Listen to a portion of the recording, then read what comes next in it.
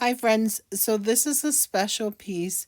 I wasn't going to publish it because it was a hot mess. Well, at least I thought it was a hot mess. I still ended up with really pretty things. But anyhow, so the idea was to try to replicate what Fiona from Fiona Art does on a regular basis. She does these super beautiful reverse flower dips and anyhow, so here's my intention. Fiona does the most beautiful flowers, like reverse flower dips.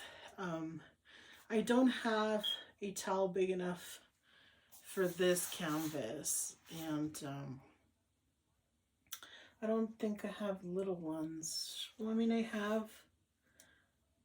well, I have the 10 by 20, and then I have 12 by 24s. So, but I wanted to do this size. So, um, what I'm gonna do, since I don't have a towel, when I ordered my canvases from Jerry's Artarama, 7 of them came damaged, and of course, he didn't give me a refund, nor did he replace the bad ones. Anyway, so which sucks. But so what I did was I used one of the frames from those damaged canvases. So basically, to me, it seemed like someone kicked the box that it came with, and it went through 3 of them, 3 of these. And then, and so that was one box. And then another box, the stuff was in the middle, like the torn stuff was in the middle. So I'm thinking either it came straight from the factory, because the boxes came from the factory, or they were unopened boxes from the factory in Myanmar. I don't know how to pronounce it, but anyways, yeah. And in addition to that, so the 12 by 24s, they're lopsided, and so yeah. Oh, it was a nightmare. It still is a nightmare, but I still have the canvases because I bought him. He had a sale on it, and he probably should have said, "Hey, you know what? These are damaged. Buy them at your own risk." But it didn't say that. It was just a sale. Anyway, so this is what I'm gonna do. The idea is that, um, so I watched Gemma 777. I think that's her. That's what she is. Um, and she used plastic instead of a paper towel. So I put plastic on this one. So I'm gonna go like this and hopefully be able to pull it up.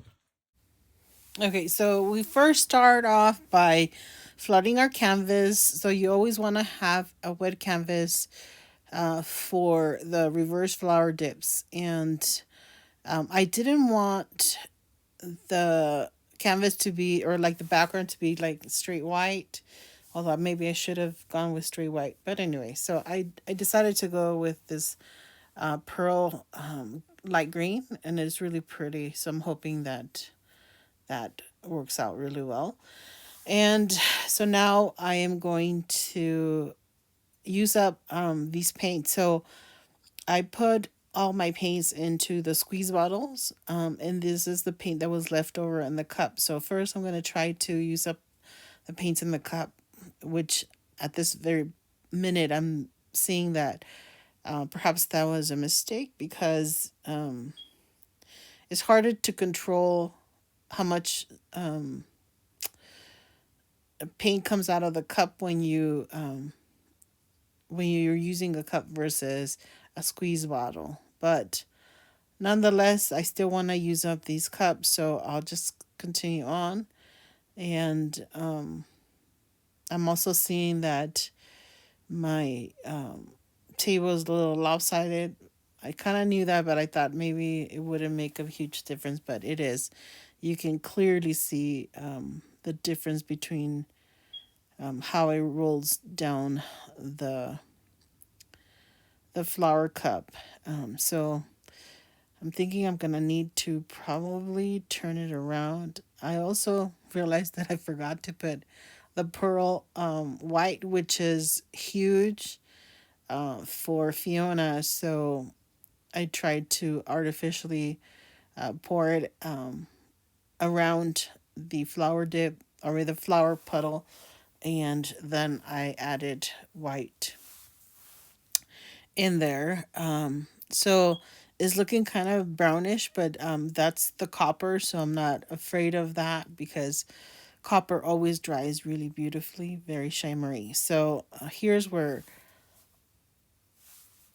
I question whether or not I should turn it around, or if I turn it around, I'm gonna mess it up. And see, it did. It, yeah, by trying to turn it around, I tilted it. So yeah, so that was probably mistake number two. Mistake number one was probably not having a white background, because with the white background, I'm able to detect better. Anyway, so yeah, and then obviously trying to turn this canvas around so that the paint flows evenly was mistake number two. And right now, overall, I'm doing mistake number three. And mistake number three is the fact that I use way too much paint. And, like I said, I'm just trying to use up all my paints and that are left over in these cups. And I should have stopped. And really, the layers should have been a lot thinner here. And now, when I see that, well, one, I ran out of my dioxazine purple, and then I see that I needed a contrast color, like a dark color, and I didn't have one in the cup. So then I brought out a paint that I had thinned out for the pendulum pour. And so that's a lot thinner than the rest of the paints. Overall, the paints that I'm using are way too thick for this technique, too. So there was just so much learning in this piece. The other thing too is that the cup that I purchased from fluid, no, from the pouring paint store, I think it's called. I forget really what it's called. It has this indentation in the very top, and I don't know whether they did that to save on like plastic filament or there's a purpose for it, but it's way too profound, and it makes. I mean, there's too much paint in there. So yeah, so I didn't know what to do with that. And I tried to push it out and made a bit of mud, but I figured I'm gonna be putting like super vibrant colors on top. And it should be fine. But I should have stopped. Like I should have stopped a long time ago. So now this bits of green here and there are meant to help me try to create the leaves around the flower, and for the most part, that actually is not too bad. So the idea with these greens is to try to put different hues of green, so that way when you pull them up together, and they have an ability to mix together and create more realistic looking flowers. I mean, not flowers, but leaves. So there, I try to blow on on the flower cup to see if I can get some of that paint off, but my lung strength is not great, and so yeah, I wasn't able to blow any of that. But I'm thinking it was because the flower cup was probably too far away from me. So next time when I do this, I'll try to have the canvas closer to the edge so that I can lean in more and hopefully be able to blow out whatever paint was on there, because yeah, there's just so much paint. I mean, you could still see it there just laying there. And obviously I didn't need it, but anyhow. So here I put the plastic cover over it, and I'm doing what Gemma 777 does. And so she just puts it on top and then makes sure that there's contact between the paint and the plastic. Now she goes further, a bit further, and actually, with a needle, she pricks it in the different areas where there's air bubbles. And I didn't want to do that because I wanted to be able to reuse this plastic.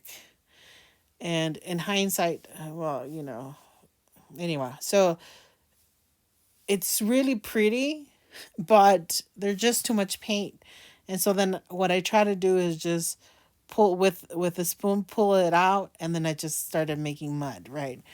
But if you take a look, I'll show you at the end. The piece that stayed on the plastic is actually really pretty. And this could have been really pretty too, but as I see, there's just way too much paint. So then the idea is, okay, well, if there's too much paint here, I could probably dip again and hopefully fix it. See, it's not, that flower on the plastic is not bad, but it's certainly not exactly what I was looking for. But it's a pretty piece. And so here, I'm trying to decide. I mean, I'm getting my canvas and pulling it out so that I can dip again. So here I tried to make sure there's contact between the clean canvas and the other canvas. And so then I said, well, yeah, probably should flip it over. I see Fiona do that. And I did that. And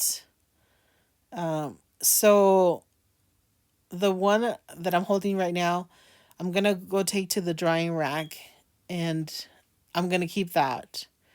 So that's the original canvas that I was working on. So now, I don't know if you saw my shadow, but then I also took the plastic one to dry.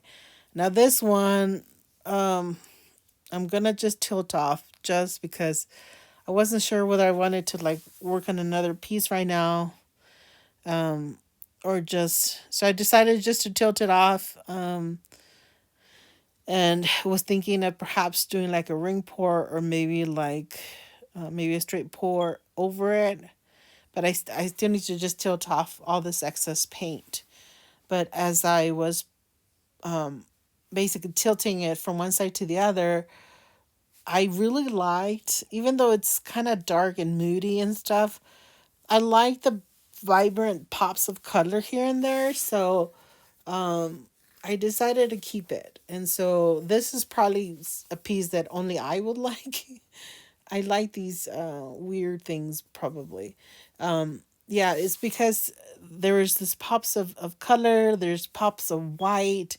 And so like to me it reminded me I was watching a NASA, it was a show. It wasn't like a live feed. Sometimes I watch live feeds, but they and this is before I lost my eyesight, and they were showing sort of like the supernovas, like where everything starts from, and it was so vibrant and colorful, and there's just all this motion and stuff. So that reminded me of that. So that's why I kept that.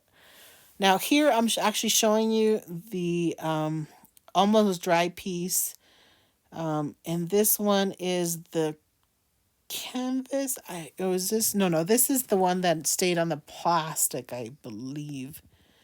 Yes, is the one that stayed on on the plastic, and it's actually really pretty. There were a couple of places where it fractured, but it didn't break because there was so much paint underneath it. So, but you do see it where it fractured and went underneath, and so that's like the far away. And now I'm showing you the one that stayed on the canvas itself. Now there was way too much paint, and then also when I lifted, because there was so much paint, it pulled out and like stripes and stuff. So that's why you see two like trails of paint, kind of like a burgundy color paint pulling out. But still, the colors are fantastic, and Had I not put so many colors, I mean, so much paint, this would have been an amazing, amazing piece, I'm sure.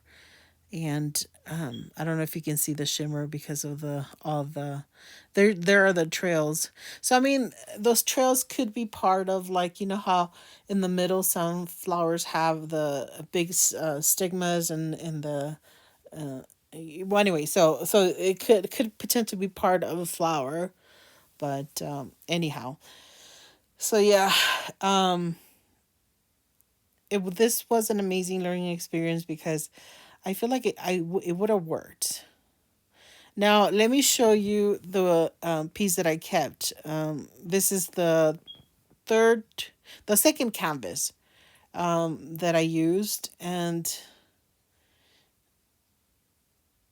you see, like, there's so many pretty colors in here. And obviously, that black cherry that I put from the pendulum pours, brought it to a darker color. But still, I like it. Really, totally reminds me of what I saw in that NASA show. They were talking about supernovas, and it's so pretty. I really enjoy it. I like it, and I'm thinking I may, like paint like a traditional rose in front of it, like a light color, so that to contrast the background. Maybe I may just keep it the way it is because, like I said, it just reminds me of a time when there was so many possibilities, and the skies was the limit. So anyhow, all right. So this is another one of the pieces that didn't quite work out, but it's still kind of pretty. Now this is actually on the plastic that is wrapping the canvas. So as soon as I take off the plastic, then I could probably use that as a skin to like cover something else. But let me take you in for a close up.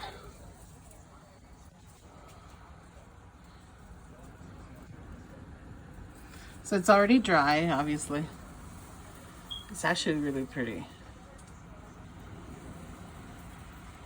Let's see if I can get you closer.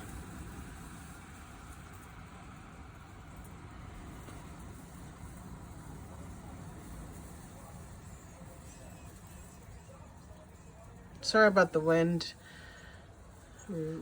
This past couple of years, we've been getting like really high winds here every so often, and right now I have the door open so that like a little bit of the light from outside will come in. That allows me to show you the shimmer, but it's still hard to see it in the camera. But yeah. So, like I said, it's actually really pretty, but it's still not exactly what I was looking for, but it's pretty. Wow, look at that. So, using the canvas that is damaged with plastic will work. I just need to put less paint for next time. So, okay, here you go. Well, thank you so much for watching this video till the end. I really do appreciate all your support. And so you can see my successes, my fails, and everything in between. Thank you so much. Okay, so as promised, Discover E is basically Discover Engineering. It's an organization that is funded by many, many, many companies, and tons of volunteers that volunteer countless hours to try to teach the next generation of potential engineers about STEM and engineering as a possible career. So here I'm showing you a number two different webinars that are going to be super interesting. If you have an opportunity, try to take a look, and then let your loved ones know if they might be interested in STEM as a career. Also, this would be great for college students as well. Now, in the southern New Mexico area, if you are there, these are the events for our campus. And obviously, Monday already happened, and basically, we just did. Board games and stuff like that. So there's more like an engineering students kind of getting together. But so here you see the different opportunities for college students. It's the Wednesday event and also the Friday event is open to the public. So if you want to come out, then you're more than welcome to do so. All right, see you at the next one.